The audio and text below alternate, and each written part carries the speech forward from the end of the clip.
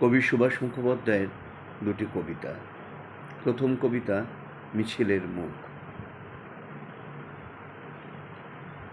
মিছিলে দেখেছিলাম একটি মুখ, মুষ্টিবদ্ধ একটি শানিত হাত আকাশের দিকে নিক্ষিপ্ত, বিধ্বস্ত কয়েকটি কেশাগ্র, আগুনের শিখার মতো হাওয়ায় কম্পমান।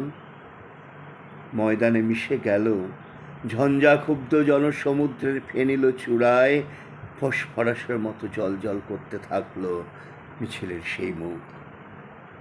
সভা ভেঙে গেল, ছত্রাকের মতো ছড়িয়ে পড়ল ভিড়, আর মাটির দিকে নামানো হাতের অরণ্যে পায়ে পায়ে হারিয়ে গেল মিছিলের সেই মুখ। আজও দুবেলা পথে ঘুরে ভিড় দেখলে দাঁড়াই, যদি কোথাও খুঁজে পাই মিছিলের সেই মুখ। কারো বাঁশির মতো নাক ভালো লাগে, কারো হরিণের মতো চাহনি নেশা ধরায়, কিন্তু তাদের হাত মাটির দিকে নামানো। ঝঞ্ঝাক্ষুব্ধ সমুদ্রে জ্বলে ওঠে না তাদের দীপ্ত মুখ ফসফরাসের মতো। আমাকে উজ্জীবিত করে সমুদ্রের একটি স্বপ্ন, মিছিলের একটি মুখ। অন্য সব মুখ যখন দুর্মল্য প্রসাধনের প্রতিযোগিতায় কুৎসিত বিকৃতিকে ছাপার চেষ্টা করে, পচা শব্দের দুর্গন্ধ ঢাকার জন্যে গায়ের সুগন্ধি ঢালে, তখন অপ্রতিদ্বন্দ্বী সেই মুখ নিষ্কষিত তরবারির মতো জেগে উঠে আমাকে জাগায়।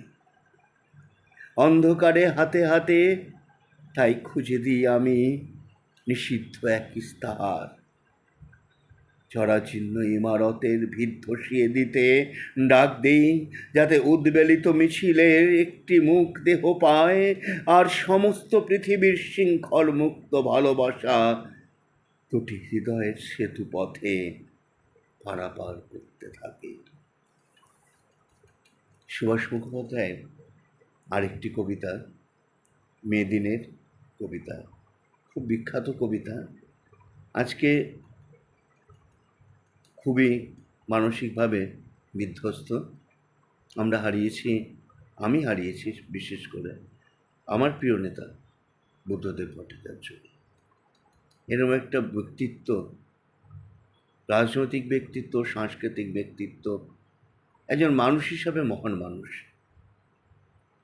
তার অভাব পূর্ণ হওয়ার নয়। তাকে উৎসর্গ করেই এ দুটি কবিতা আমার। প্রিয়, ফুল খেলবার দিন নয়, অদ্য ধ্বংসের মুখোমুখি আমরা। চোখে আর স্বপ্নের নেই নীলমদ্য, কাঠফাটা রোদ সেকে চামড়া। চিমনির মুখে শোনো সাইরেন শঙ্খ, গান গায়ে হাতুড়িও কাস্তে। তিল তিল মরণেও জীবন অসংখ্য, জীবনকে চায় ভালোবাসতে। প্রণয়ের যৌতুক দাও প্রতিবন্ধে, মারণের পণনখদন্তে। বন্ধন ঘুচে যাবে জাগবার ছন্দে, উজ্জ্বল দিক দিক অন্তে। শতাব্দী লাঞ্ছিত আর্তের কান্না প্রতি নিঃশ্বাসে আনে লজ্জা। মৃত্যুর ভয়ে ভীরু বসে থাকা, হার না পর যুদ্ধের শয্যা। প্রিয়, ফুল খেলবার দিন নয়, অদ্য এসে গেছে ধ্বংসের বার্তা।